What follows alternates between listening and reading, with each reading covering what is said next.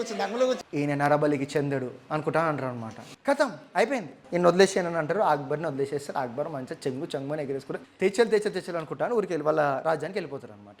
ఇక రాజ్యానికి వెళ్ళిపోయిన తర్వాత అందరూ క్యా హువా జహాపనా క్యా తే ఆప్. Akbar on the spot first పెళ్ళే బీర్బల్కు లేకావు, బీర్బల్కు రిహా కరో కారాగార్ సే అంటారు అనమాట. బీర్బల్ వస్తాడు, బీర్బల్ రాగానే అప్పుడే చెప్తున్నాడు, రే బీర్బల్ చెప్తున్నావు ఏదైనా నా మంచిగా అని బీర్బల్ ఇంట్లో పోయినా నీ మీద కోపంతో జింకన్ హంట్ చేస్తా అనుకున్నా, అక్కడ నన్ను పట్టుకుర్రు, ఇట్లా చేసిర్రు, నా షీరితో ఉండే కాబట్టి నేను బతికిపోయినా, నన్ను వదిలేసారు, సారీ బీర్బల్, నన్ను క్షమించు బీర్బల్ అనుకుంటా అంటారు. అయ్యో జహాపన మీరంతా క్షమాపణ అడగక మ్యామ్, ఏదైనా మన మంచిగా జహాపన అండి. నాకు మంచి అయింది బీర్బల్ కరెక్టే, కానీ నిన్ను జైలు వేసి నీకేం మంచి పని అయింది బీర్బల్ అని అంటారు అనమాట.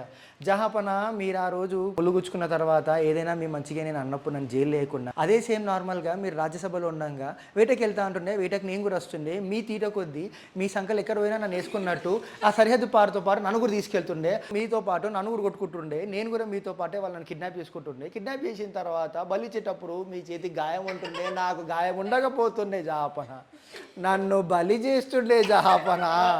అందుకే ఏదైనా క్లాప్స్ ఎప్పుడు రేపు కొడతారా?